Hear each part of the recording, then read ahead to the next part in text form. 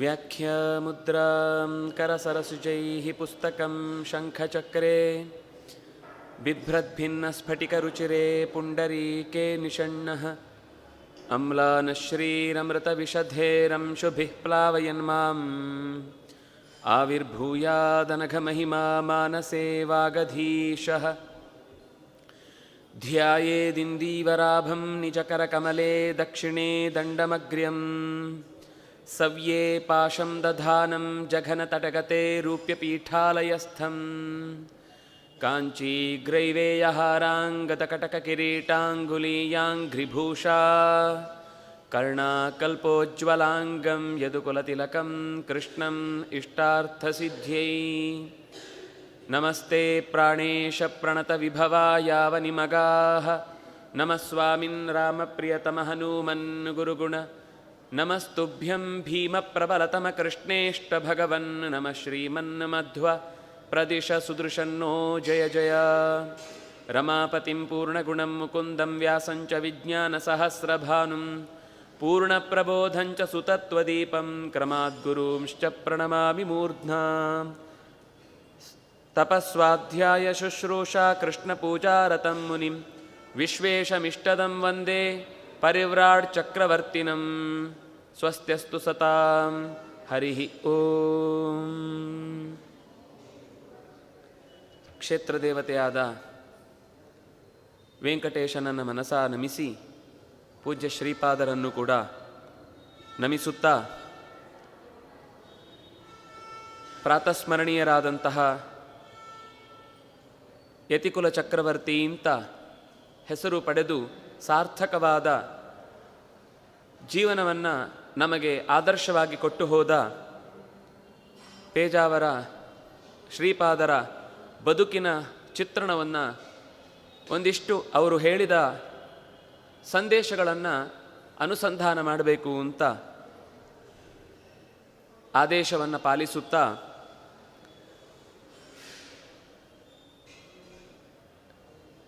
ಗುರುಕುಲ ಅಂತಂದಾಗ ಹಿಂದೆ ನಮಗೆ ಕೇಳಿದ್ವಿ ಅಷ್ಟೇ. ಅಲ್ಲಿ ಬಗೆ ಬಗೆಯ ಶಾಸ್ತ್ರಗಳನ್ನು ಗುರುಗಳು 12 ವರ್ಷ ನಿರಂತರ ಶಿಷ್ಯನನ್ನು ತನ್ನ ಪಕ್ಕದಲ್ಲಿಯೇ ಇಟ್ಟುಕೊಂಡು ಪಾಠ ಮಾಡ್ತಾರೆ ಅಂತ. ಅಂದರೆ ಒಂದು ಹಂತದಲ್ಲಿ ಈ ದೇಶದ ರಾಜಕೀಯ ಸಾಮಾಜಿಕ ಸ್ಥಿತಿಗತಿಗಳು ಬದಲಾದಾಗ ಗುರುಕುಲದ ಗತಿಗಳು ಕೂಡ ಬದಲಾಯಿತು. ಗೊತ್ತಿದೆ ನಮಗೆ. ಮೆಕಾಲೆಯ ಶಿಕ್ಷಣ ವ್ಯವಸ್ಥೆ ಬಂದಾಗ ನಮ್ಮ ದೇಶದ ನೈಜ ಇತಿಹಾಸವನ್ನು ಮರೆಮಾಚಿ ಇಲ್ಲದ ಸುಳ್ಳನ್ನೇ ಸಮಾಜದ ತಲೆಯಲ್ಲಿ ತುಂಬುವ ಒಂದು ದೊಡ್ಡ ಹುನ್ನಾರ ಈ ದೇಶದ ಮೂಲ ವ್ಯವಸ್ಥೆಯನ್ನು ಬುಡಮೇಲು ಮಾಡುವಂಥದ್ದು ನಿರಂತರ ನಡೀತಾನೆ ಬರ್ತಾ ಇತ್ತು. ಇದನ್ನು ಬಹಳ ಎಳೆಯ ವಯಸ್ಸಿನಲ್ಲೇ, ಅಂದರೆ 1931ರಲ್ಲಿ ಜನ್ಮ ತಾಳಿದವರು ಅವರ 30 ವಯಸ್ಸಿಗಾಗಲೇ 1956ರಲ್ಲಿ ಗುರುಕುಲವನ್ನು ತೆಗೆಯುವ ಪ್ರಯತ್ನ ಮಾಡಿದರು. ಇವತ್ತೊಂದು ಶಾಲೆ ಅಂತ ಮಾಡಿದರೆ ಅದೊಂದು ಬಿಸ್ನೆಸ್ಸು. ಆದರೆ ಅವತ್ತೊಂದು ಶಾಲೆ ಮಾಡುವುದು ಅಥವಾ ಒಂದು ಗುರುಕುಲ ಕಟ್ಟುವುದು ಅಂದರೆ ಅದು ಹೊರೆ. ಯಾಕೆಂದರೆ ನಮ್ಮ ಬದುಕಿಗೆ ಬೇಕಾದಷ್ಟು ಸಂಪತ್ತು ಇಲ್ಲದೇ ಇದ್ದಾಗ ಯಾರೋ 100 ಜನರನ್ನು ತಂದು ಸಾಕಿ ಬೆಳೆಸಿ ಯಾರಿಗೂ ಕೊಡುವುದಕ್ಕೆ ನಾವೆಲ್ಲಿಂದ ಕೊಡಲಿ ಅಂತಿದ್ದಾಗ ಇದೇ ಈ ನಗರ ಅಂತ ನಾವು ಕಾಣುವ ವಲಯದಲ್ಲಿ ಅಥವಾ ಹೋದ ಎಲ್ಲ ಜಾಗಗಳಲ್ಲೂ ಕೂಡ ಒಂದು ಮುಷ್ಟಿ ಹಿಡಿ ಅಕ್ಕಿಯನ್ನು ಬೇಡಿ ನನ್ನ ವಿದ್ಯಾರ್ಥಿಗಳಿಗೆ ನೀವು ಕೊಡಬೇಕು ಅಂತ ಕೇಳುವುದು ಎಷ್ಟು ಕಷ್ಟ ಅಂತ ಗೊತ್ತಾಗಲಿ ಅಂತ ಹಿಂದೆ ಒಂದು ವ್ಯವಸ್ಥೆ ಮಾಡಿದರು.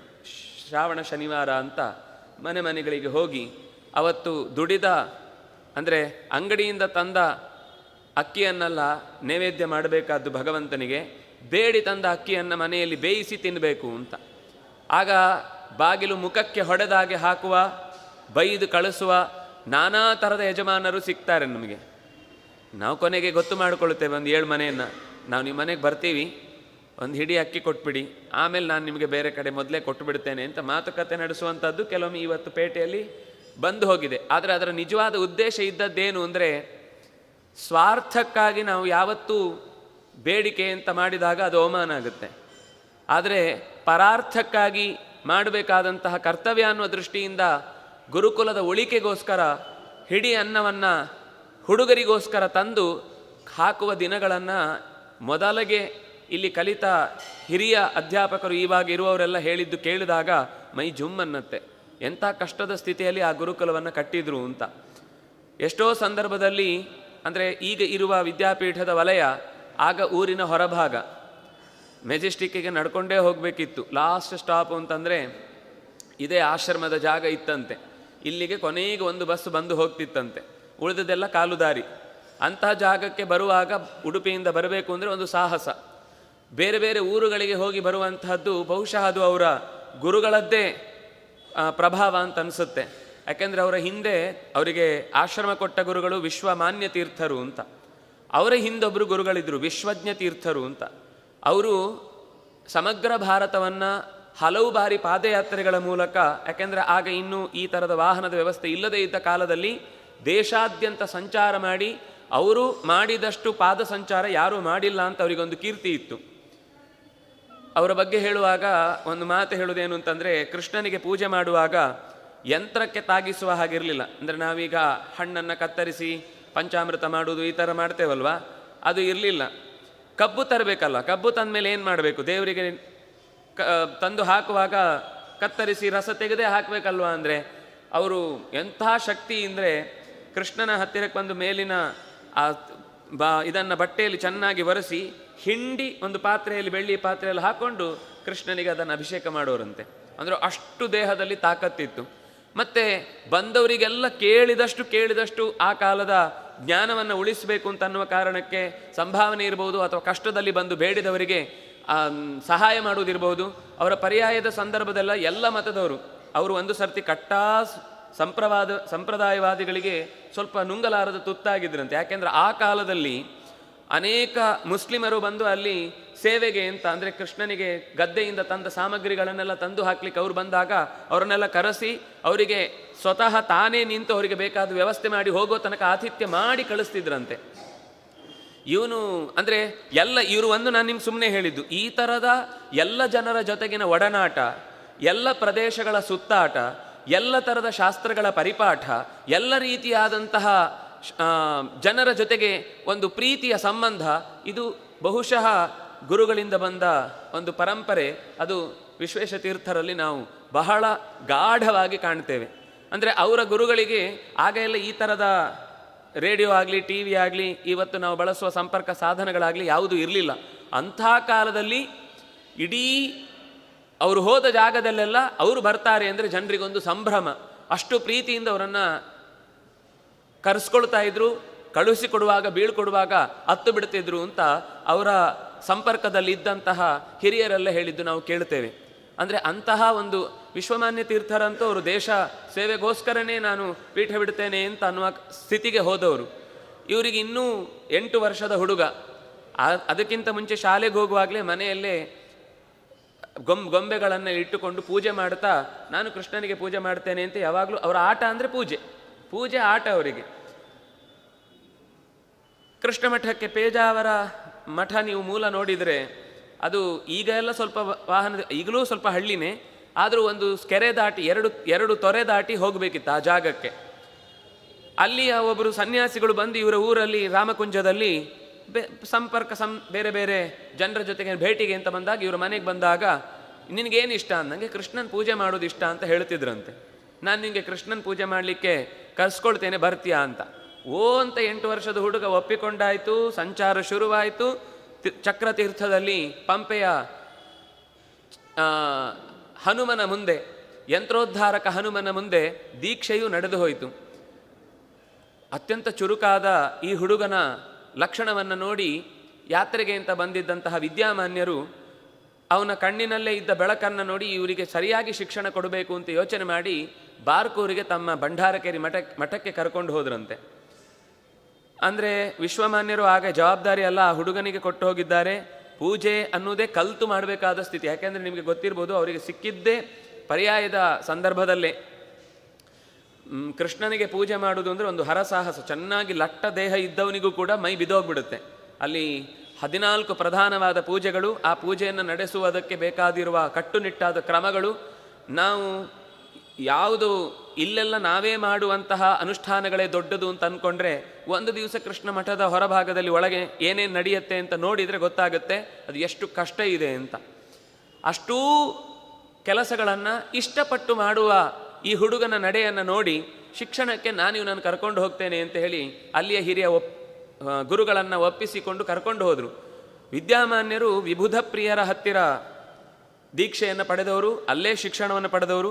ಆಮೇಲೆ ಸತ್ಯಧ್ಯಾನ ತೀರ್ಥರ ಬಳಿ ಮುಂದಿನ ಶಿಕ್ಷಣವನ್ನು ಪಡೆದು ಈ ಹುಡುಗನಿಗೆ ನಾನು ಶಿಕ್ಷಣ ಕೊಡಬೇಕು ಅಂತ ಅನ್ನುವ, ಅವರಿಗೂ ವಿದ್ಯೆಯ ಬಗ್ಗೆ ಅಗಾಧವಾದ ಪ್ರೀತಿ. ಲಿಟರಲಿ 8 ರಿಂದ 9 ವರ್ಷ ಒಂದು ಸ್ಥಳದಲ್ಲೇ ಇದ್ದು ಸ್ವಾಮಿಗಳು ನಮ್ಮನ್ನು ಕರ್ಕೊಂಡು ಹೋದಾಗ ತೋರಿಸ್ತಾ ಇದ್ರು. ನಾನು ಇಲ್ಲೇ ಕೂತು ಓದ್ತಿದ್ದೆ, ನಾನು ಇದೇ ಕೋಣೆಯಲ್ಲಿದ್ದೆ, ಇಲ್ಲಿ ಸ್ವಾಮಿಗಳು ನನ್ನನ್ನು ಹೀಗೆ ಕರ್ಕೊಂಡು ಹೋಗಿದ್ರು, ಇಲ್ಲಿ ನನ್ನನ್ನು ಈಜಿಸ್ತಾ ಇದ್ರು. ಎಲ್ಲ ಥರದ ಶಿಕ್ಷಣ. ಒಬ್ಬ ಹುಡುಗನಿಗೆ ತಯಾರಾಗಬೇಕಾದಾಗ ಏನು ಬೇಕೋ ಅದೆಲ್ಲವನ್ನು ಗುರುಗಳು ಅವರು ಬಹಳ ಕಟ್ಟುನಿಟ್ಟು ಅಂದರೆ ಶಿಸ್ತು, ಸಮಯ, ಸ್ವಲ್ಪ ಅದರಲ್ಲಿ ಬಿಗುಮಾನ ಅಂದರೆ ರೂಲ್ಗಳನ್ನು ಬ್ರೇಕ್ ಮಾಡುವ ಹಾಗಿರಲಿಲ್ಲ.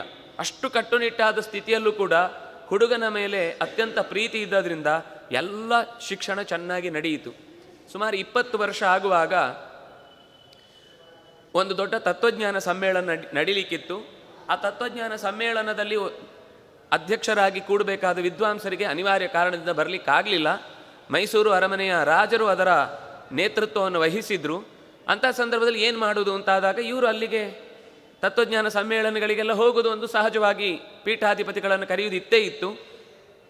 ಇವರೇ ಇದಕ್ಕೆ ಸರಿಯಾದ ಸೂಕ್ತ ವ್ಯಕ್ತಿ ಅಂತ ಎಲ್ಲರೂ ಅನುಮೋದಿಸಿದಾಗ ಮೊದಲ ಬಾರಿಗೆ ಅಧ್ಯಕ್ಷನಾಗಿ ಕಾರ್ಯನಿರ್ವಹಿಸುವ ಪರಿಯನ್ನು ನೋಡಿ ಎಲ್ಲ ವಾಕ್ಯಾರ್ಥಗಳಲ್ಲೂ ಭಾಗವಹಿಸಿ ಎಲ್ಲ ಥರದ ಕಲಾ ಪ್ರಕಾರಗಳಲ್ಲೂ ಅದರ ಆಸ್ವಾದನೆಯನ್ನು ಮಾಡಿ ಜನರಿಗೆಲ್ಲರಿಗೂ ಅತ್ಯಂತ ಆತ್ಮೀಯನೆನಿಸಿ ರಾಜ ಮತ್ತು ಗುರು ಎರಡು ಸೇರಿದಾಗಲೇ ಜಗತ್ತು ಚೆನ್ನಾಗಿರುತ್ತೆ ಅಂತನ್ನುವ ಅತ್ಯಂತ ಮಾರ್ಮಿಕವಾದ ಮಾತುಗಳನ್ನು ಹೇಳಿದಾಗ ಸಭೆ ತಲೆದೂಗಿದ್ದಷ್ಟೇ ಅಲ್ಲ, ನಿಜವಾಗಿ ನಮಗೆ ಅಧ್ಯಕ್ಷರು ಸರಿಯಾದ ಸ್ಥಾನದಲ್ಲಿ ಸರಿಯಾದ ವ್ಯಕ್ತಿ ಸಿಕ್ಕಿದ್ದಾರೆ ಅಂತ ಜನ ಅವತ್ತಿನಿಂದ ಇವರಲ್ಲಿ ಏನೋ ಒಂದು ಕರ್ತೃತ್ವ ಶಕ್ತಿ ಇದೆ ಅಂತ ಭಾವಿಸಿದರು. ನಿರಂತರ ಸಂಚಾರ. ಈಗದ ಹಾಗೆ ವಾಹನ ಇದ್ದಿದ್ರೆ ಆಗಲೇ ಇನ್ನೂ ಜಾಸ್ತಿ ಮಾಡಿಬಿಡ್ತಿದ್ರು. ಆಗ ಪಾದಯಾತ್ರೆ ಇರ್ತಿತ್ತು, ಕೆಲವು ಊರುಗಳಿಗೆ ಸಂಪರ್ಕ ಇರ್ತಿರಲಿಲ್ಲ. ಹೀಗೆ ನಿರಂತರ ಜನರ ಸಂಪರ್ಕ ಬೆಳೆಸಿ ಅನೇಕ ಸಂಸ್ಥೆಗಳನ್ನು ಆಗಲೇ 30 ವರ್ಷ ಇರಬೇಕಾದ್ರೇ ಆಯಾ ಮೂಲ ಜಾಗಗಳಿಗೆ ಬೇಕಾದ ಮೂಲ ವ್ಯವಸ್ಥೆ ಏನು ಬೇಕಿತ್ತೋ, ಸೌಕರ್ಯ ಬೇಕಿತ್ತೋ ಅದನ್ನೆಲ್ಲ ನಿರ್ವಹಿಸುತ್ತಾ ಹಂಸಲದೀವಿಗೆ ಅಂತ ಒಂದು ಜಾಗ ಆಂಧ್ರದಲ್ಲಿ ಪ್ರಾಕೃತಿಕ ವಿಕೋಪಕ್ಕೊಳಗಾಗಿ ಮುಳುಗಡೆಯಾಗಿ ಸಿಕ್ಕಾಪಟ್ಟೆ ಆಸ್ತಿಪಾಸ್ತಿಗಳು ಹಾನಿಗೊಳಗಾಗಿ ಸಂತ್ರಸ್ತರಿಗೆ ಸಂತೈಸುವವರೇ ಇಲ್ಲ ಅಂತನ್ನುವ ಸ್ಥಿತಿಯಲ್ಲಿ ಸಂತನೊಬ್ಬ ಅಲ್ಲಿಗೆ ಕರೆ ಕೊಟ್ಟ ಅಂತನ್ನುವುದು ಇಲ್ಲಿಯವರಿಗೆಲ್ಲ ಆಶ್ಚರ್ಯ. ಅಲ್ಲೆಲ್ಲೋ ಆಗಿದ್ದಕ್ಕೆ ನೀವು ಯಾಕೆ ಮಾತಾಡಬೇಕು ಅಂದರೆ, ಒಂದು ರೀತಿಯಲ್ಲಿ ಪೂಜೆ, ಪಾಠ, ಮಂಗಳ, ಪುರಸ್ಕಾರ, ಜನರ ಜೊತೆಗೆ ಒಂದಿಷ್ಟು ಮಂತ್ರಾಕ್ಷತೆ ಕೊಡೋದು, ಇದಿಷ್ಟೇ ಒಬ್ಬ ಸನ್ಯಾಸಿಯ ಕೆಲಸ ಅಂತ ಅಲ್ಲಿಯ ತನಕ ಒಂದು ಭಾವನೆ ಇತ್ತು.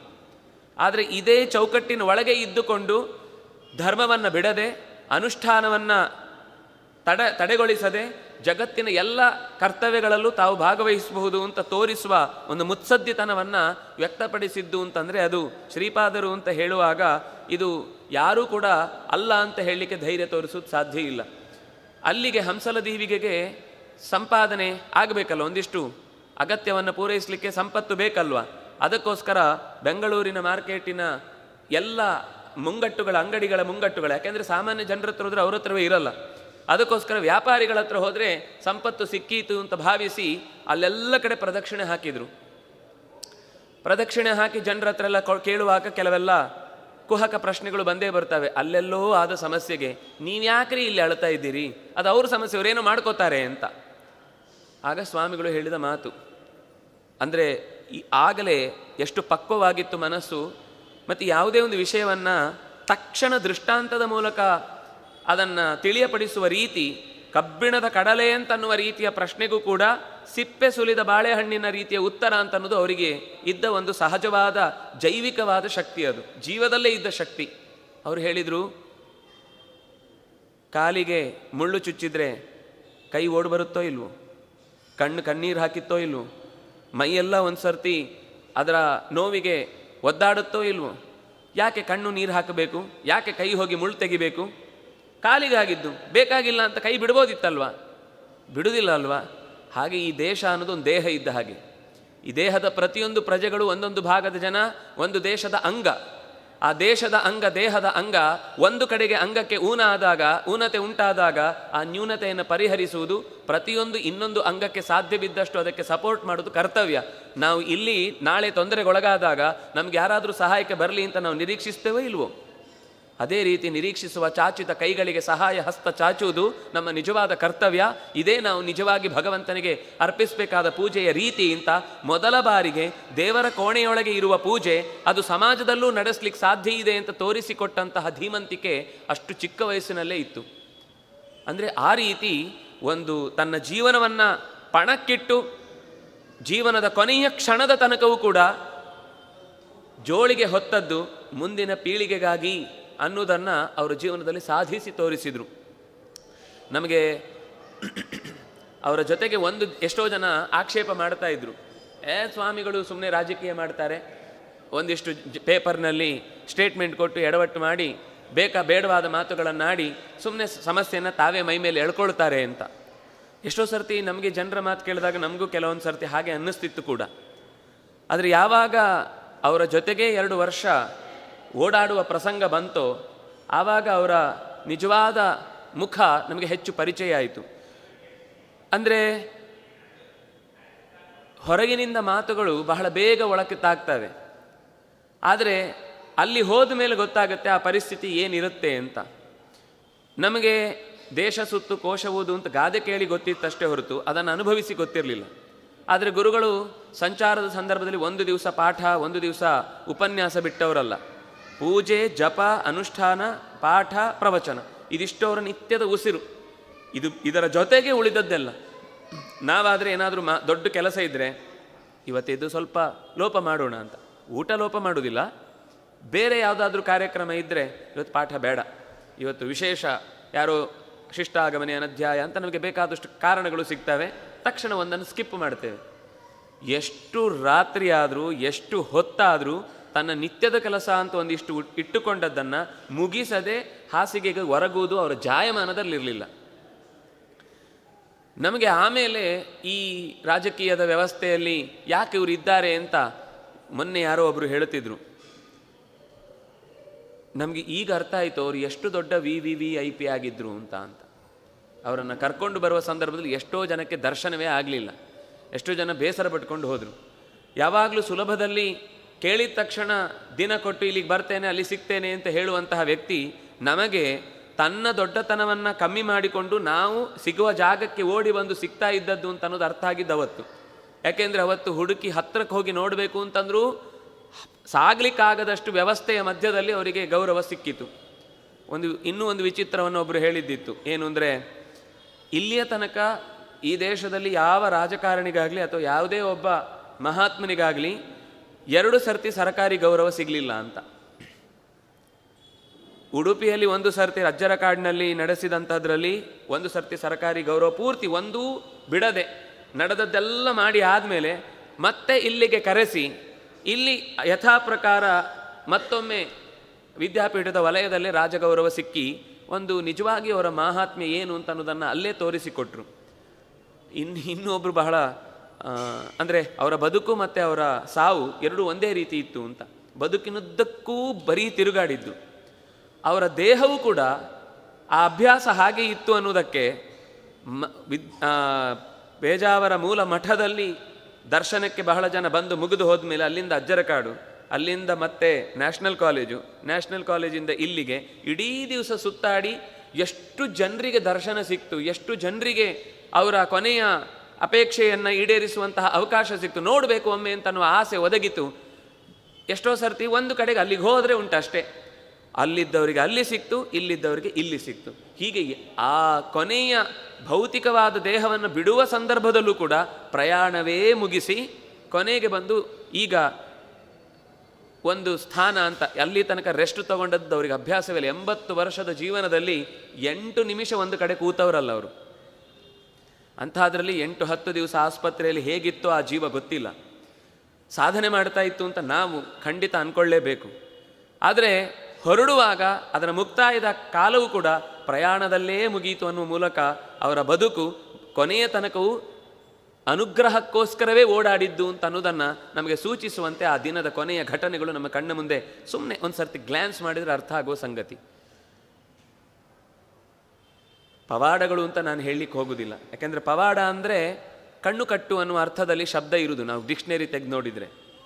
ಆದರೆ ರಾಘವೇಂದ್ರ ಸ್ವಾಮಿಗಳಾಗಿರಬಹುದು ಅಥವಾ ವಾದಿರಾಜ ಗುರುಗಳಿರಬಹುದು ಅಥವಾ ವ್ಯಾಸತೀರ್ಥರಿರಬಹುದು, ಅಂಥವರ ಕಾಲದಲ್ಲಿ ನಾವಿರಲಿಲ್ಲ ಅಂತ ಎಷ್ಟೋ ಸರ್ತಿ ನಮಗೊಂದು ದುಃಖ ಕಾಡಿದ್ದಿತ್ತು.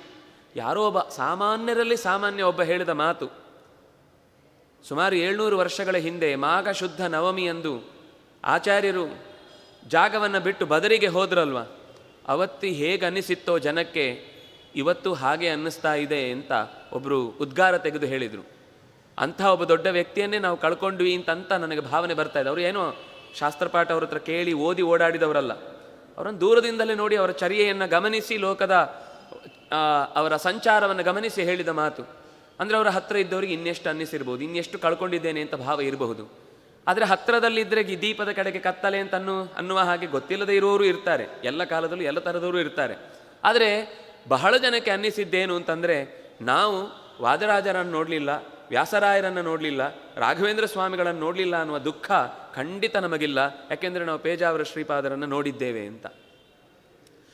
ಹಾಗೊಂದು ಬದುಕನ್ನು ನಡೆಸಿ ಜೀವನದುದ್ದಕ್ಕೂ ಪರ ಉಪಕಾರ, ಸ್ನೇಹ, ವಿಶ್ವಾಸ, ಎಷ್ಟು ತಪ್ಪು ಮಾಡಿದರೂ ತಿದ್ದಿಕೊಳ್ಳಿಕ್ಕೊಂದು ಅವಕಾಶ ಕೊಟ್ಟು ನಾಳೆ ಆದರೂ ತಿದ್ದಿಕೊಂಡಾನು ಅನ್ನುವ ಕರುಣೆ ಆ ಮೂರ್ತಿಯಾಗಿ ನಮ್ಮನ್ನು ಸಲಹಿದ ವಿಷಯ ನಮಗೆಲ್ಲರಿಗೂ ಒಂದು ಪಾಠ.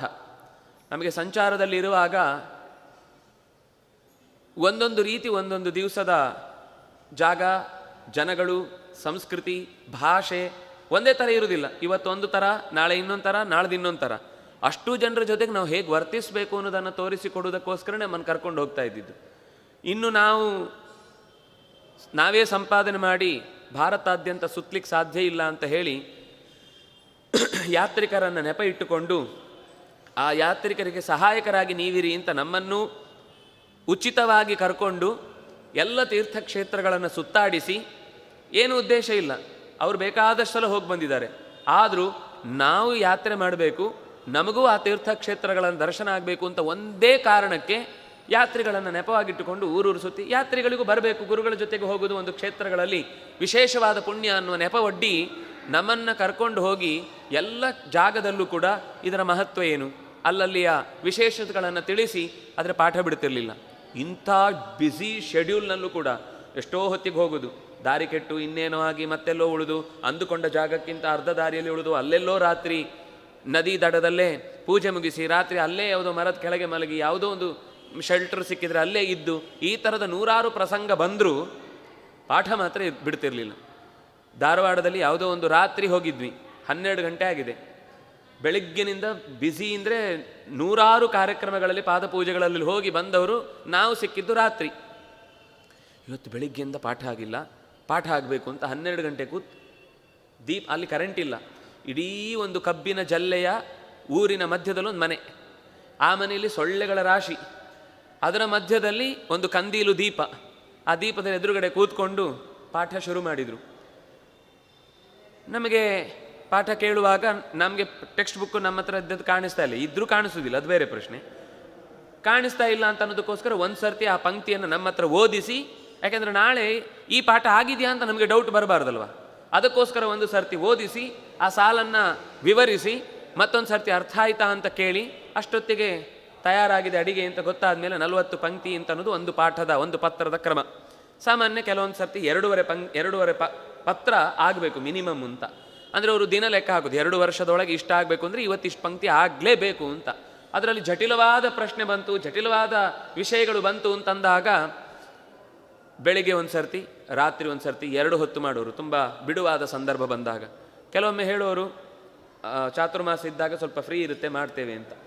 ಮಾಮೂಲು ಓಡಾಟದ ದಿವಸಕ್ಕಿಂತ ಡಬಲ್ ಕೆಲಸ ಚಾತುರ್ಮಾಸದಲ್ಲಿ ಇರ್ತಿತ್ತು. ಬರುವವರು ಬಿಡ್ತಾನೆ ಇರಲಿಲ್ಲ, ನಮ್ದು ಅದಾಗಬೇಕು, ನಮ್ಗಿದಾಗಬೇಕು, ನೀವು ಅಲ್ಲಿ ಬರಬೇಕು, ನೀವು ಇಲ್ಲಿ ಬರಬೇಕು, ನೀವು ಸಿಗುವುದೇ ಇಲ್ಲ, ಹಾಗೆ ಹೀಗೆ ನಮ್ಮ ಮಾತುಕತೆ ಯಾವುದ್ಯಾವುದೋ ಸುಮಾರು 90-100 ಅವರದ್ದೇ ಅಂಗಸಂಸ್ಥೆಗಳ ವ್ಯವಹಾರದ ಸಮಸ್ಯೆ ಇರಬಹುದು, ಕೆಲಸಕ್ಕಿದ್ದಕ್ಕಿದ್ದಾಗೆ ಅಡಿಗೆಯನ್ನು ಬಿಟ್ಟು ಹೋಗಿದ್ದಾನೆ, ಅಡಿಗೆ ಯಾರಿಲ್ಲ ಸ್ವಾಮಿ, ನಾಳೆ ದೇವರಿಗೆ ಹಸ್ತೋದಕಕ್ಕೇನು ಇಲ್ಲ, ಹಾಗೆ ಹೀಗೆ ಅಂತ ಬಂದ ಸಮಸ್ಯೆನೂ ಪರಿಹಾರ ಮಾಡಬೇಕು. ಈಚೆಯಿಂದ ಯಾವುದೋ ಒಂದು ನನಗೆ ಟಿಕೆಟ್ ಸಿಕ್ಕಿಲ್ಲ, ನೀವು ಟಿಕೆಟ್ ಕೊಡ್ಲಿಕ್ಕೆ ಏನಾದರೂ ಬಂದು ಕೇಳಬೇಕು ಅಂತ ರಾಜಕೀಯದವರು ಬರುವುದಿರುತ್ತೆ. ಇನ್ಯಾರೋ ಒಬ್ಬ ಸಾಹಿತಿ ನಾನು ಹೀಗೆ ಮಾತಾಡಿದ್ದಲ್ಲ, ಹಾಗೆ ಮಾತಾಡಿದ್ದು ನಿಮಗೆ ಬೈದಿದ್ದಲ್ಲ, ಅಥವಾ ಇನ್ನೊಂದು ಏನಕ್ಕೆ ಹೇಳಿದ್ದು ಅಂತ ಅವನಕ್ಕೂ ಉತ್ತರ ಕೊಡಬೇಕು. ಈ ಥರ ಏನೇನು ವ್ಯಕ್ತಿಗಳನ್ನು ಯಾವ್ಯಾವ ಥರದಲ್ಲಿ ಹ್ಯಾಂಡಲ್ ಮಾಡ್ತಿದ್ರು ಅಂತ ಅನ್ನೋದನ್ನು ಅರ್ಥ ಮಾಡ್ಕೊಳ್ಳಿಕ್ಕೆ ನಮ್ಗೆ 2 ವರ್ಷ ಖಂಡಿತ ಸಾಕಾಗಲಿಲ್ಲ. ಅಂದರೆ ಇದು ಒಬ್ಬ ವ್ಯಕ್ತಿ ಇಷ್ಟು ಜನರಿಗೆ ಕೊಟ್ಟುಕೊಂಡ, ಇಷ್ಟು ಜನರಿಗೆ ತನ್ನನ್ನು ಒಪ್ಪಿಸಿಕೊಂಡ ಅನ್ನೋದೇ ನಮ್ಗೆ ಅರ್ಥ ಆಗದೇ ಇರೋ ಸಂಗತಿ. ರಾಮನ ಬಗ್ಗೆ ರಾಮಾಯಣದಲ್ಲಿ ಹೇಳುವಾಗ ಒಂದು ಮಾತು ಬರುತ್ತೆ. ರಾಮನ ಬಗ್ಗೆ ಪ್ರತಿಯೊಬ್ಬರಿಗೂ ಒಂದು ಇದ್ದ ಭಾವ ಏನು ಅಂದರೆ, ರಾಮ ನನ್ನನ್ನು ಅತ್ಯಂತ ಪ್ರೀತಿಸ್ತಾನೆ ಅಂತ. ಕಟ್ಟ ಕಡೆಯ ಜನ, ಆ ದೇಶಕ್ಕೆ ಸಂಬಂಧಪಟ್ಟ ಒಬ್ಬ ಕಟ್ಟ ಕಡೆಯ ಜನ, ಅವನು ಹೇಳೋದೇನು ಅಂದರೆ ರಾಮ ನನ್ನನ್ನು ಅತ್ಯಂತ ಪ್ರೀತಿಸ್ತಾನೆ ಅಂತ. ಎಲ್ಲರಿಗೂ ಇದೇ ಭಾವ ಇತ್ತು. ನಾವು ಎಷ್ಟೋ ಸರ್ತಿ ನಮ್ಮ ಬ್ಯಾಚ್ ತುಂಬ ಸ್ವಾಮಿಗಳಿಗೆ ಇಷ್ಟ, ಅದರಿಂದಾಗಿ ನಮ್ಮ ಬ್ಯಾಚನ್ನು ಸ್ವಾಮಿಗಳು ತುಂಬ ಕೆಲವು ವಿಷಯಗಳಿಗೆ ಹೆಚ್ಚು ಒತ್ತು ಕೊಟ್ಟು ಕರ್ಕೊಂಡು ಹೋಗೋದು, ಹೀಗೆ ಹಾಗೆ ಅಂತ ಅಂದ್ಕೊಳ್ತಿದ್ವಿ.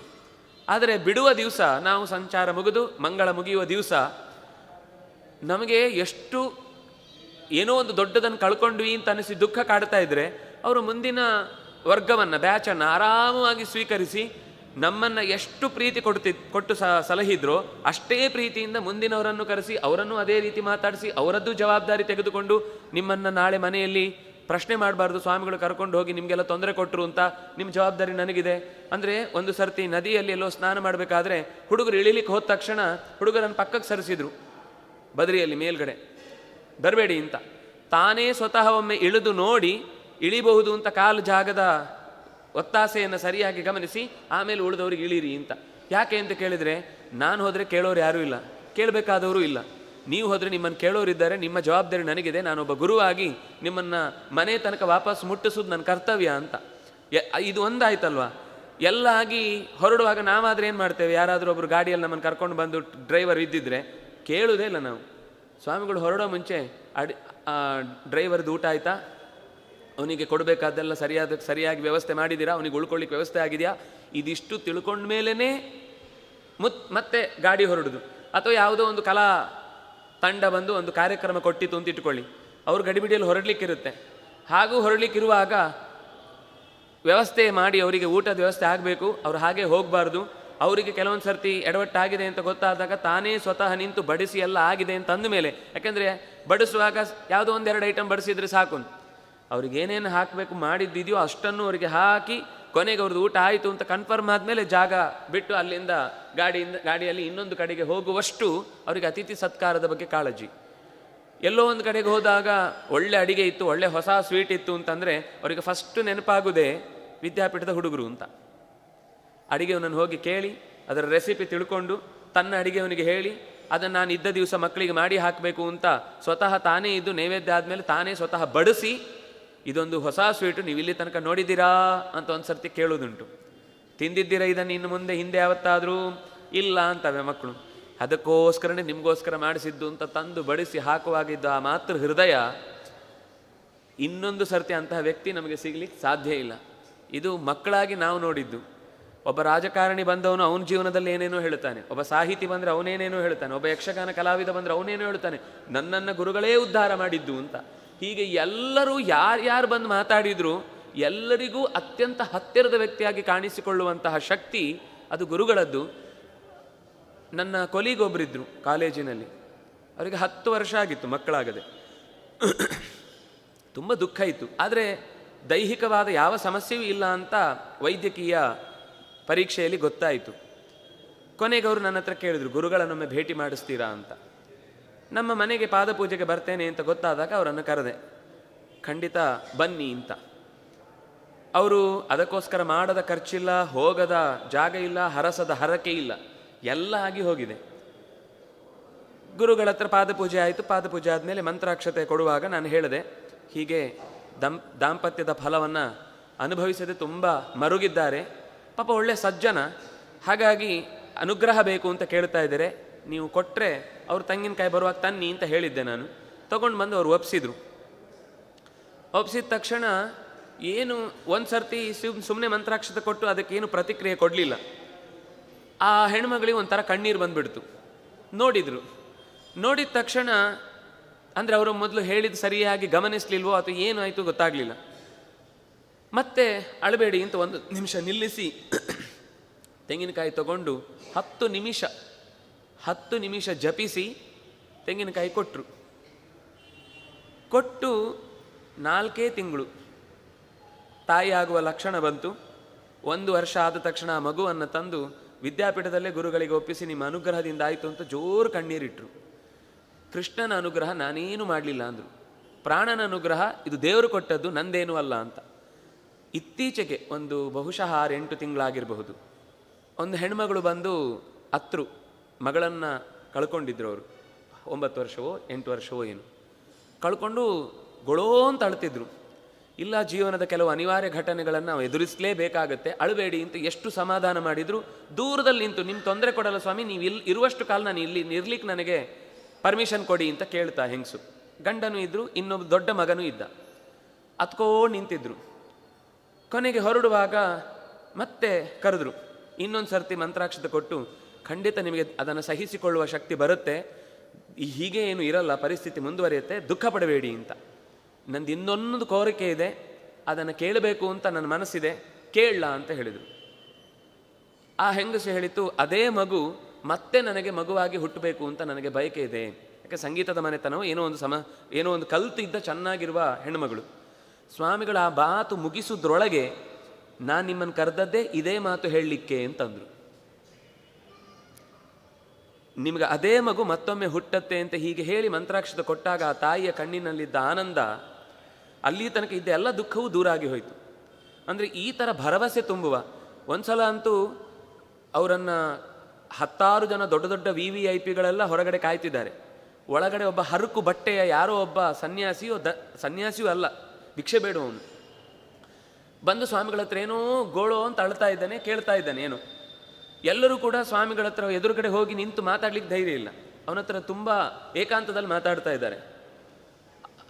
ಅವನ ಹತ್ರ ಜೋಳಿಗೆ ಬಿಟ್ಟರೆ ಇನ್ನೇನೂ ಇಲ್ಲ. ಅವನಿಗೆ ಮನೆ ಇಲ್ಲ, ಮಠ ಇಲ್ಲ, ತಂದೆ ಇಲ್ಲ, ತಾಯಿ ಇಲ್ಲ, ಗೊತ್ತಿಲ್ಲ, ಏನೂ ಇಲ್ಲ. 10-15 ನಿಮಿಷ ಆದಮೇಲೆ ಬಂದರು ಹೊರಗಡೆ. ಸಮಾಧಾನ ಮಾಡಿ ಮತ್ತೊಂದು ಸರ್ತಿ ಅವನಿಗೆ ಏನಾದರೂ ಖರ್ಚಿಗೆ ಬೇಕಾ ಅಂತ ಒಂದಿಷ್ಟು ದುಡ್ಡು ಕೊಟ್ಟು ಅವನಿಗೆ ಮಂತ್ರಾಕ್ಷತೆ ಕೊಟ್ಟು ಹೊರಗೆ ಬಂದರು. ಕೇಳಿದರು, ಏನು ಸ್ವಾಮಿ ಅವನಿಗೆ ಇಷ್ಟೊತ್ತು, ಎಲ್ಲರೂ ನಿಮಗೋಸ್ಕರ ಎಷ್ಟು ಜನ ಕಾಯ್ತಿದ್ದಾರೆ ಇಲ್ಲಿ. ಎಷ್ಟು ಜನ ಕಾದರೂ ಕೂಡ ಅವರು ಮತ್ತೂ ನಾಳೆಯೂ ಬರ್ಬೋದು. ಅವನ ಹೋದ ಆತ್ಮವಿಶ್ವಾಸ ಅದು ಇವತ್ತು ಹೋದರೆ ನಾಳೆ ಅವನೇ ಇರ್ತಾನೆ ಇಲ್ಲೋ ಗೊತ್ತಿಲ್ಲ. ಅಂತಹ ಸಂದರ್ಭದಲ್ಲಿ ಆತ್ಮವಿಶ್ವಾಸಕ್ಕೆ ನಾವು ಬೇಕಾದ ಮಾತಾಡಬೇಕು ಹೊರತು ನಮಗೆನ್ನ ಯಾರೋ ಕಾಯ್ತಾರೆ ಅಂತ ಅನ್ನೋದಕ್ಕೋಸ್ಕರ ಅವನ ಜೀವ ಬಲಿ ತೆಗೆದುಕೊಳ್ಳುವುದಲ್ಲ ಅಂತ. ಆ ಜೀವದ ಮೇಲಿನ ಕರುಣೆ, ಕಾತರ, ಆರ್ತತೆಯನ್ನು ಪರಿಹರಿಸಬೇಕು ಅಂತನ್ನುವ ಗುಣ ಏನಿದೆ, ಇದು ಮನುಷ್ಯನಾಗಿ ಒಬ್ಬ ನಾವು ಯೋಚಿಸಬೇಕಾದ ರೀತಿ. ಅಂದರೆ ಎಲ್ಲ ಸಂದರ್ಭದಲ್ಲೂ ಯಾರೋ ಕೆಲವೊಮ್ಮೆ ಹೇಳುವವರಿತ್ತು, ಟೀಕೆ ಮಾಡೋರು. ನಾನು ಅವ್ರಿಗೆ ಒಂದೇ ಮಾತು ಹೇಳ್ತಿದ್ದು, ಜೊತೆಗೆ ಒಂದು ದಿವಸ ಬೆಳಗಿನಿಂದ ರಾತ್ರಿ ತನಕ ಏನು ಬೇಡ, ಅವರು ಹೋದ ಜಾಗದಲ್ಲಿ ಹೆಜ್ಜೆ ಇಟ್ಟುಕೊಂಡು ಓಡಾಡ್ಲಿಕ್ಕೆ ಆಗಲ್ಲ. ಅವರು ಇಟ್ಟ ಹೆಜ್ಜೆಯ ಜೊತೆಗೆ ಹೆಜ್ಜೆ ಇಡುವುದು ಸಾಧ್ಯ ಇರಲ್ಲ. ನಾವೇ ಒಂದು ಇಡೀ ದಿವಸದ ಒಂದು ಡ್ಯೂಟಿಯ ಕಾರ್ಯಕ್ರಮಕ್ಕೆ ಅಂತ 4 ಜನ ಇದ್ದರೆ ಸುಸ್ತಾಗಿ ಕೊನೆಗೆ ಮಧ್ಯಾಹ್ನಕ್ಕೆ ಇನ್ನೊಂದು ಬ್ಯಾಚನ್ನು ಕಳಿಸೋದಾಗ್ತಿತ್ತು. ಅಲ್ಲಷ್ಟು ಓಡಾಡಿ ಆಯ್ತು, ಇಲ್ಲಿ ಇಷ್ಟು ಓಡಾಡಿ ಆಯ್ತು, ನನಗಾಗಲ್ಲ ಇನ್ನು ಅಂತ ನಾವು ನಡ್ಕೊಂಡು ಹೋಗ್ತಾ ಇದ್ರೆ ನಮಗಿಂತ ಮುಂದೆ ಹೋಗಿ ಅಲ್ಲಿ ಹೋಗಿ ಕೂತವಳು. ಎಲ್ಲಿ ಆಸನವೇ ಬರಲಿಲ್ಲ, ಎಲ್ಲಿ ಗಡಿಯಾರವೇ ಕಾಣಿಸ್ತಿಲ್ಲ, ಎಲ್ಲಿ ಕನ್ನಡಕವೇ ಇಲ್ಲ. ಗಡಿಯಾರ ಅನ್ನೋದನ್ನು ಅವರಿಗೆ ಆಪ್ತ ಮಿತ್ರ ಅಂತ ಏನಾದರೂ ಒಂದು ಶಬ್ದ ಕರೆಯುವುದಿದ್ರೆ ಅದು ಅವ್ರ ಗಡಿಯಾರ. ಕ್ಷಣಕ್ಕೂ ನೋಡ್ತಿದ್ರು. 5 ನಿಮಿಷ ಆಯಿತು, 10 ನಿಮಿಷ ಆಯಿತು, ಇನ್ನು ಇಷ್ಟೊತ್ತಿಗೆ ಅಲ್ಲಿಗೆ ಹೋಗಬೇಕು, ಅವ್ರ ಹತ್ರ ಮಾತಾಡಬೇಕು, ಅವ್ರಿಗೆ ಸಿಗಬೇಕು. ಇನ್ಯಾವುದೋ ಒಂದು ಬೇರೆ ಊರಿನ ಜನ ಒಬ್ರು ಕಾಯ್ತಿರ್ತಾರೆ, ಅವ್ರು ಬರ್ತೇನೆ ಹೇಳಿದ್ದಾರೆ ಅಂತ ನೆನ್ಪು ಮಾಡಿಕೊಂಡು ಡೈರಿಯಲ್ಲಿ ಸುಮ್ಮನೆ ಅದೊಂದು ಲೆಕ್ಕ ಅಷ್ಟೇ, ನಮಗೆ ಏನೇನು ಇರಲಿ ಅಂತ ಗೊತ್ತಾಗಲಿ ಅಂತ. ಎಲ್ಲವೂ ಒಂದು ತಿಂಗಳು, 1 ವರ್ಷದ ಅಷ್ಟೂ ತಲೆಯಲ್ಲಿ ಹೇಗೆ ಓಡ್ತಿತ್ತು ಅಂದರೆ ವಿಷಯ, ನಾವೇನು ಮರೆತು ಬಿಟ್ಟು ಕೆಲವೊಂದು ಸರ್ತಿ ಎಡವಟ್ಟು ಮಾಡ್ತಿದ್ವಿ. ಆದರೆ ಅವರು ಒಂದು ಸರ್ತಿ ನಮ್ಮ ತರಗತಿ ಒಬ್ಬ ಮಿತ್ರ ಮೈಸೂರು ಕೃಷ್ಣಧಾಮದಿಂದ ಹೊರಟು ಬಂದ್ವಿ. ಅಲ್ಲಿ ಚಾತುರ್ಮಾಸ್ಯವೋ ಏನೋ ಇತ್ತು. ಹೊರಟು ಬಂದಾಗ ಗಡಿಯಾರ ಮರೆತು ಬಂದಿದ್ದಾನೆ. 10 ನಿಮಿಷದ ದಾರಿ ಕ್ರಮಿಸಿ ಆಗಿದೆ. ಗಡಿಯಾರ ಇಲ್ಲದೇ ಇದ್ದರೆ ಅವರು ಯಾವ ಕಾರ್ಯಕ್ರಮಕ್ಕೂ ಹೋಗಲ್ಲ, ಗಡಿಯಾರ ಎದುರುಗಡೆ ಇರಲೇಬೇಕು. ಎಲ್ಲಿ ಗಡಿಯಾರ ಅಂತ ಜೋರು ಮಾಡಿದರು. ಅವನು ಬೇಜಾರು ಮಾಡ್ಕೊಂಡು, ಸ್ವಾಮಿ ಮರೆತು ಬಿಟ್ಟೆ, ಅದನ್ನು ಮರೆತು ಬಿಟ್ಟೆ ಅಂತ ದುಃಖದಲ್ಲಿ ಹೇಳಿಲ್ಲ, ಅದು ಮಠದಲ್ಲೇ ಇದೆ ಸ್ವಾಮಿ, ವಾಪಸ್ ಸಿಗುತ್ತೆ ಆಮೇಲೆ ಅಂತ ಸ್ವಲ್ಪ ಸಿಟ್ಟಲ್ಲಂದ. ಸರಿ, ಏನು ಮಾತಾಡಲಿಲ್ಲ. ವಾಪಸ್ ಗಾಡಿ ತಿರುಗಿಸ್ಲಿಕ್ಕೆ ಹೇಳಿದ್ರು. ಗಾಡಿ ತಿರುಗಿಸಿದ. ಡ್ರೈವರ್ ಸೀದಾ ಬಂತು, ಗಡಿಯಾರ ತೊಗೊಂಡ್ರು, ಬಂದರು. ಸಿಕ್ಕಿತಲ್ಲ ಸ್ವಾಮಿ ಗಡಿಯಾರ, ಸಮಾಧಾನನ ಅಂತ ಕೇಳಿದರು. ಅವರು ಒಂದೇ ಮಾತು ಹೇಳಿದ್ರು ವಾಪಸ್, ಗಡಿಯಾರ ಸಿಕ್ತು, ಈ ಗಡಿಯಾರಕ್ಕೋಸ್ಕರ ನಾನು ವಾಪಸ್ 20 ನಿಮಿಷ ಹೋಗಿ ಬಂದಲ್ಲ, 10 ನಿಮಿಷ ಹೋಗ್ಲಿಕ್ಕೆ 10 ನಿಮಿಷ ಬರಲಿಕ್ಕೆ, ಅದನ್ನು ವಾಪಸ್ ತಂದು ಕೊಡ್ತೀಯಾ ಕೇಳಿದ್ವಿ. ಅವನು ಇವತ್ತಿಗೂ ನೆನಪಿಸ್ಕೋತಾನೆ ಆ ಮಾತನ್ನು. ಅಂದರೆ ಆ ಕೆಲವು ಆ ಕ್ಷಣಕ್ಕೆ ಹೇಳುವ ಧಾಟಿ ಮತ್ತು ತಿದ್ದುವ ಕ್ರಮ ಇದೆಯಲ್ವಾ, ಅದು ಅವನು ಸಿಟ್ಟು ಮಾಡ್ಕೊಳ್ತಾನೆ ಅಂತ ಇವರು ವಾಪಸ್ ಸಿಟ್ಟು ಮಾಡ್ಕೊಳ್ಳಿಲ್ಲ. ಇಷ್ಟೇ ಕೇಳಿದ್ರು, ನನ್ನ ಸಮಯ ವಾಪಸ್ ತಂದು ಕೊಡು, ನಿನ್ಗೇನು ಕೇಳಲ್ಲ, ಗಡಿಯಾರ ತಂದು ಕೊಟ್ಟದಕ್ಕೆಲ್ಲ ಉಫಿ, ಕ್ಷಮೆ, ಮಾಫಿ, ಏನು ಮಾತಾಡಲಿಕ್ಕಿಲ್ಲ ಅಂತ. ಅಂದರೆ ಇದು ಅವರು ತಿದ್ದುವ ಕ್ರಮ. ಒಂದು ಸರ್ತಿ ನಾವೇ ಸಂಚಾರದಲ್ಲಿ ಹೋಗುವಾಗ ಒಂದು ಮನೆಯಲ್ಲಿ ಭಿಕ್ಷೆ ಇತ್ತು, ರಾತ್ರಿಯ ಪೂಜೆ ಇತ್ತು, ಸುಮಾರು 11 ಗಂಟೆ ಆಗಿದೆ. ಆದರೂ ಆ ಮನೆಯಲ್ಲಿ ಒಂದಿಷ್ಟು ಭಾಗವತವು ಏನೋ ಹೇಳಬೇಕು ಅಂತ ಅವ್ರು ಕೇಳ್ಕೊಂಡಿದ್ದಕ್ಕೆ ಭಾಗವತ ಹೇಳಲಿಕ್ಕೋಸ್ಕರ ಅವರ ಪೂಜೆ ಮುಗಿಸಿ ಇನ್ನು ಫಲಾಹಾರಕ್ಕೋಸ್ಕರ ಹೋಗಬೇಕು. ಅಷ್ಟೊತ್ತಿಗೆ ಮೈಕ್ ತಂದಿಡ್ಲಿಕ್ಕೆ ಹೇಳಿದರು. ನಾನೇ ಇದ್ದಿದ್ದು. ಮೈಕ್ ತಂದಿಡ್ಲಿಕ್ಕೆ ಹೋಗುವಾಗ ಅದೇನಾಯಿತು, ನಾವು ಶಾಲ್ ಹೀಗೆ ಹಾಕೊಂಡಿದ್ದು, ಮೈಕ್ ಇಡುವಾಗ ಜಾರಿ ಶಾಲ್ ಹೀಗೆ ಬಿತ್ತು, ಅವರ ಕೈಗೆ ತಾಕ್ತು. ಅವರು ಮೈಕ್ ಹೀಗೆ ಹಿಡ್ಕೊಳ್ಳಿಕ್ಕೆ ಹೋಗೋದಕ್ಕೂ ನಾನು ಹೀಗೆ ಹಾಕೋದಕ್ಕೂ ತಾಕ್ತು. ಆದರೆ ಅವರ ಮುಖದಲ್ಲಿ ಆ ಕ್ಷಣ ನಾನು ಅವ್ರ ಮುಖ ಇನ್ನೂ ಹಾಗೆ ನೆನಪಿದೆ. ಹೀಗೆ ನೋಡಿದರು, ಏನು ವಿಕಾರ ಮಾಡಿದ್ರೆ ನಕ್ಕು ಬಿಟ್ರಷ್ಟೆ. ಆದರೆ ಪಕ್ಕದಲ್ಲಿದ್ದವರು ಕೋಟಿ ನಾಮಾರ್ಚನೆ ಎಲ್ಲ ಆಯಿತು, ಸ್ನಾನ ಮಾಡಬೇಕು. ಅವರು ಇಂಥ ಸಮಯದಲ್ಲಿ 11 ಗಂಟೆ ರಾತ್ರಿ ಅವರು ಮಡಿಯಲ್ಲಿದ್ದಾರೆ, ನಿಂಗೆ ಒಂದು ಅಷ್ಟು ಗೊತ್ತಾಗಲ್ವಾ, ಬುದ್ಧಿ ಇಲ್ವಾ, ಹಾಗೆ ಎಲ್ಲ ಬೈದರು. ಅವ್ರ ಸಮಸ್ಯೆ, ಯಾಕೆಂದರೆ ಅವನು ಮತ್ತೆ ನೀರಿಡಬೇಕು, ಅವನು ಬಿಸಿ ಮಾಡಬೇಕು, ಅವನು ಬಟ್ಟೆ ಒದ್ದೆ ಹೊಸ ಒಣಗಿದ ಬಟ್ಟೆ ಕೊಡಬೇಕು, ಮತ್ತೆ ಅಡಿಗೆಗೆ ಸಾಮಾನಿಗೆ ಅವ್ರಿಗೆ ಗೋಪಿ ಚಂದನ ಅದು ಇದು ಎಲ್ಲ ಅವ್ರವ್ರ ಸಮಸ್ಯೆ ಇದೆ. ಎಲ್ಲರೂ ಚೆನ್ನಾಗಿ ಬೈದರು. ನನಗೆ ಸ್ವಾಮಿಗಳಿಗೆ ಕಣ್ಣಲ್ಲಿ ಕಣ್ಣಿಟ್ಟು ನೋಡಲಿಕ್ಕೆ ಧೈರ್ಯ ಇಲ್ಲ. ತುಂಬ ದುಃಖ ಆಯಿತು. ನನಗೆ ದುಃಖ ಆಗಿದ್ದೇನು ಅಂದರೆ, ಮತ್ತೆ ಸ್ನಾನ ಮಾಡುವ ಹಾಗಾಯ್ತಲ್ಲ. 82 ವರ್ಷದ ವಯಸ್ಸಿನ ಸಂದರ್ಭದಲ್ಲಿ ಸುಮ್ಮನಿದ್ದೆ. ಮೇಲೆ ಹೋಗಿ ಕೂತೆ, ಕಾಣಿಸ್ಕೊಳ್ಳಿಲ್ಲ ನಾನು. ಆಮೇಲೆ ಮರುದಿವಸ ಇನ್ನೊಂದು ಕಡೆ ಪೂಜೆ ಇತ್ತು, ಮಧ್ಯಾಹ್ನದ ಪೂಜೆ. ಅದು ಪದ್ಮನಾಭನಗರದಲ್ಲಿ ಒಂದು ಮಧ್ವವಿಜಯ ಸೌಧ ಅಂತಿದೆ, ಅಲ್ಲಿ ಪೂಜೆ ಇತ್ತು. ಆ ಪೂಜೆಯಲ್ಲಿ ಯಥಾ ಪ್ರಕಾರ ಅವತ್ತಿದ್ದು ಪೂಜೆ ಆಯಿತು. ಪೂಜೆ ಆದಮೇಲೆ ಅಲ್ಲಿ ತುಂಬ ಜನ ಸೇರಿದ್ರು. ಉಪನ್ಯಾಸಕ್ಕೋಸ್ಕರ ಮೈಕ್ ಇಡಬೇಕು ಅಂತ ಹೇಳಿದರು. ಇನ್ನೊಂದು ಬ್ಯಾಚ್ನವನು ಇನ್ನೊಂದು ದಿವಸದ ಕಾರ್ಯಕ್ರಮದಲ್ಲಿದ್ದವನು, ಅವನು ಮೈಕ್ ತೊಗೊಂಡು ಹೋಗ್ಲಿಕ್ಕೆ ಹೋದ, ಮೈಕ್ ಇಡ್ಲಿಕ್ಕೆ ಹೋದ. ಬೇಡ ಅಂದರು. ನಾನು ಆ ತುದಿಯಲ್ಲಿ ಸಹವಾಸವೇ ಬೇಡ ಅಂತ ದೂರದಲ್ಲಿ ಕೂತಿದ್ದೆ. ಕರೆದ್ರು ನನ್ನ, ಓಡ್ ಬಂದೆ. ಸ್ವಾಮಿ ಏನು ಸ್ವಾಮಿ ಅಂತ ಕೇಳಿದೆ. ಮೈಕ್ ಇಡಬೇಕಲ್ವಾ ಅಂದರು. ನಕ್ಕೆ ನನಗೊಂಥರ, ಅಂದರೆ ನಿನ್ನೆಯ ಎಲ್ಲ ಘಟನೆ ಕ್ಷಣದಲ್ಲಿ ಅದು ಅಷ್ಟು ಪ್ರಶ್ನೆಯಾಗಿ ಬಂದದ್ದು. ಮೈಕ್ ಇಡಬೇಕಲ್ವಾ ಅಂತ ಸುಮ್ಮನಾದೆ. ನನಗೆ ನಗು ಅಳು ಎಲ್ಲ ಒಟ್ಟೊಟ್ಟಿಗೆ ಬಂತು. ಒಂದೇ ಮಾತು ಹೇಳಿದ್ದಾಗ, ಕೆಲಸ ತಪ್ಪು ಮಾಡಿದ ಮೇಲೆ ಕೆಲಸವನ್ನೇ ಬಿಡುವುದಲ್ಲ, ತಪ್ಪನ್ನು ತಿದ್ಕೋಬೇಕು. ನನಗೆ ನಿನ್ನ ಮೇಲೆ ಯಾವ ಕೋಪನೂ ಬರಲಿಲ್ಲ, ದುಃಖವೇ ಆಗಲಿಲ್ಲ. ನಾನು ಸ್ನಾನ ಮಾಡಿದ್ದು ಮುಟ್ಟಿದಿ ಅಂತಲ್ಲ. ಒಂದು ಬಂದ ಆ ಘಟನೆ ಆದ ತಕ್ಷಣ ಮೈಲಿಗೆ ಆದ್ನಲ್ವಾ ಅಂತ ಅನ್ನಿಸ್ಬಿಡ್ತಲ್ವಾ, ಆ ಮೈಲಿಗೆ ಆದೆ ಅಂತ ಅನ್ನಿಸೋದೇ ಮೈಲಿಗೆ, ಅದಕ್ಕೋಸ್ಕರ ಸ್ನಾನ ಮಾಡಿ ಬಂದದ್ದು ಅಂತ. ಇದನ್ನು ವಿದ್ಯಾಮಾನ್ಯರು ಒಂದು ಸರ್ತಿ ಹೇಳಿದರು. ಅವರ ಜೀವನದಲ್ಲೂ ಆ ಘಟನೆ ಬಂದಿತ್ತು. ಅಂದರೆ ಈ ಥರ ತಿದ್ದುವ ಕ್ರಮ, ತಪ್ಪು ಮಾಡ್ತೇನೆ ಅಂತ ಹೇಳಿ ಕೆಲಸವನ್ನೇ ಬಿಡುವುದಲ್ಲ, ತಪ್ಪು ಮಾಡದ ಹಾಗೆ ಕೆಲಸ ಹೇಗೆ ಮಾಡಬೇಕು ಅಂತ ತಿಳ್ಕೊಳ್ಳೋದೇ ನಿಜವಾದ ಕ್ರಮ ಅಂತ ಇದು ಅವರು ಹೇಳಿದ ಮಾತು. ಅವರು ಉದಾಹರಣೆ ಕೊಟ್ಟು ಕಥೆಗಳನ್ನು ಅಥವಾ ಈ ಪ್ರಮೇಯಗಳನ್ನು ನಿರೂಪಿಸುವುದರಲ್ಲಂತೂ ಸಿದ್ಧಹಸ್ತರು. ಅಂದರೆ ಅವರಷ್ಟು ಸರಳವಾಗಿ ಕಠಿಣವಾದ ವಿಷಯವನ್ನು ಹೇಳುವ ವ್ಯಕ್ತಿ ಇನ್ನೊಬ್ಬ ಇಲ್ಲವೇ ಇಲ್ಲ. ಅಂದರೆ ಆ ರೀತಿ ಅವರ ಬದುಕಿನುದ್ದಕ್ಕೂ ಏನು ಹೇಳಿದ್ರು ಅದನ್ನು ಅವರು ಮಾಡಿದರು, ಏನು ಮಾಡಿದ್ರು ಅದನ್ನೇ ಜೀವನದುದ್ದಕ್ಕೂ ಹೇಳಿದರು. ಇದು ನಮಗವರು ಕೊಡೋ ಅಂತಹ ದೊಡ್ಡ ಪಾಠ. ನಾಳೆ ಅವರ ಕೃತಿಗಳ ಕುರಿತಾಗಿ ಅವರು ಸುಮಾರು ಅನೇಕ ಕೃತಿಗಳನ್ನು ಕೊಟ್ಟಿದ್ದಾರೆ. ಒಂದು ಪ್ರಧಾನವಾಗಿ ಜೀವನದಲ್ಲಿ ಓದಲೇಬೇಕಾದದ್ದು ಗೀತಾ ಸಾರೋದ್ಧಾರ, ರಾಮಾಯಣ ಸಾರ, ತತ್ವನಿರ್ಣಯ ಸಾರ, ಸುಧಾಸಾರ, ಉಪನಿಷತ್ ಸಾರ, ಇಂತಹ ಕೆಲವು ಕೃತಿಗಳಿವೆ.